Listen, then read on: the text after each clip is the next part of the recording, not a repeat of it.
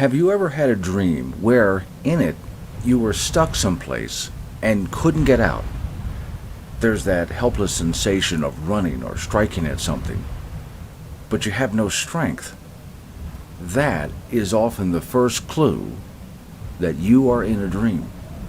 The Wyoming winter whipped against the old ranch house. The windows rattled. The sound drew Laura to the front door that creaked against it.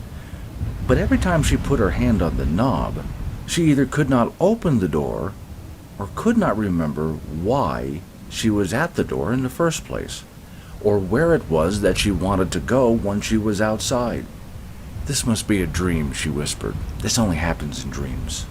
There were people in the living room, but she did not know who they were or did not remember. They must have been guests. There was food, drinks, everybody was dressed up. Their voices spoke in low, soft murmurs. She could not understand a word they were saying. "Perhaps if I go upstairs," she thought, "I'll lay down on my bed in my dream, and then I'll wake up for real." She climbed the steps as quietly as she could so the guests downstairs would not hear her leaving.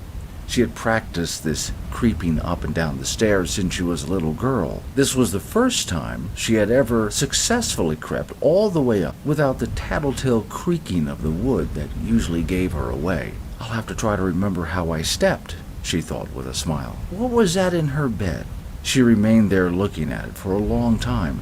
She was sure that it looked familiar, but not so sure. The item on the bed seemed out of focus. Whatever it was left an unsettled feeling in her, as if she was supposed to know, but could not remember. "I'll go sleep in the guest's bedroom," she thought. But upon turning around, she saw that the door was closed to her bedroom, and the old-fashioned key was in the lock, but from the outside, as if somebody had locked her in. "I don't remember that when I came in," she whispered. I must wake from this awful dream." The push of the wind against the windows and rafters moaned throughout the boards as if the house itself was letting out a groan in its fight against the cold northwest push. The shadow that moved across the floor gave her a bit of a jolt, but then she laughed. "Poe," she whispered. "Poe, come out from under the bed." Poe slinked out from under and looked up, sniffing the air. She reached down under his chin and gave a scratch, and the familiar purring and rubbing up against her hand began. The sounds of many soft footsteps climbing up the creaking stairs gave her a turn.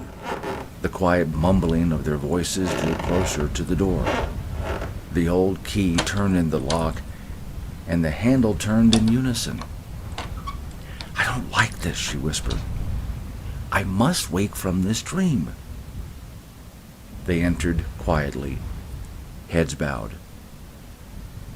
She heard whispering and mumbling, but the words seemed somehow out of tune with her own voice, as if they were on another frequency.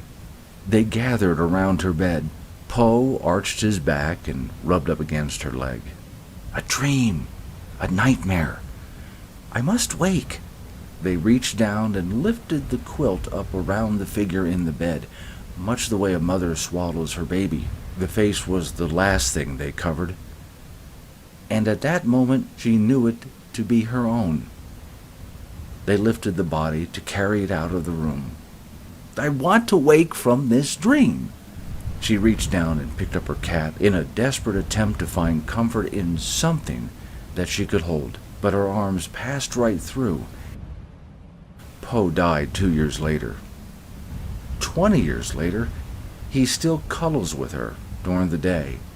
He still stalks the house at night. Some mornings, the new owners of the house find a dead mouse, but they have no idea who killed it. She still wanders the house on cold, windy nights, climbing the stairs without a creak, trying to open the front door when the wind rattles it.